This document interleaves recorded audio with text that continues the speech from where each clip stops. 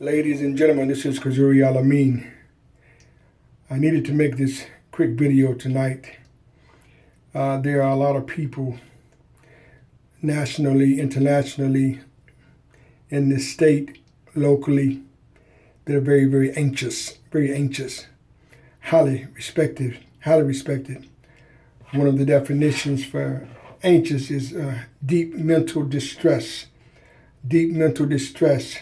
uneasiness because of fear or danger, greatly worried. Let me say this again. Some of the definitions for the word anxious is mental distress of a greatness, uneasiness because of fear and danger, deeply and greatly worried. A lot of people are tasting these psychodynamics as I speak. And I want to encourage you, wherever you are in your human development, be there. We all have different ways and means of sometimes certain things makes us anxious, some things makes us not anxious, some things make us less anxious, I should say. But what makes you anxious? What are you dealing with right now in your life that makes you anxious? Once again, these are the only things that you would know. There are a lot of people, once again, who are unemployed, underemployed, bills are late, debts are high, highly respected. There are also a lot of people working, highly respected, and they're anxious too.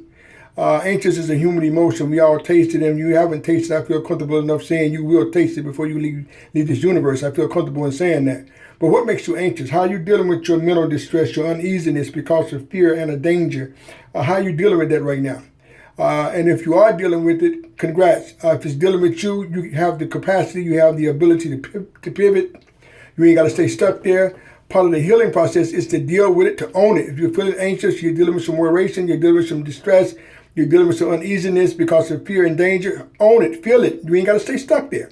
That's how healing begins. Don't deny it. Don't deny it, because what happens is if you don't confront it, it's going to confront you. And wherever you go, you take you with you. You know what I mean? We cannot outrun ourselves. So if you're dealing with anxiousness, if you know what makes you anxious, you know what you're anxious about, own it. It's okay. That don't make you a bad person by no means. Matter of fact, it's a strength to own it. And then you'll be able to come up with some dynamics and how to be able to deal with it in a much more positive, powerful, and productive manner. But what makes you anxious right now? You got a lot of going on in the world. What makes you anxious right now? What are you anxious about right now? And once again, these are something only you would know.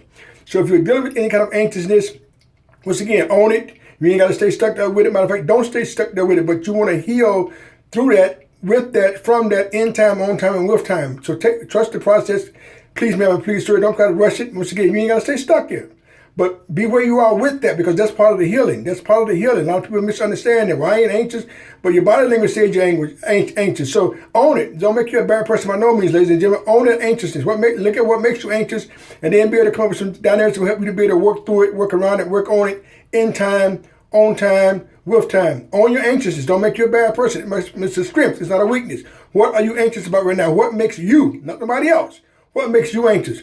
Stay up, stay strong, work through your anxiousness one step at a time. Trust the process, one step at a time. Straight ahead. Peace.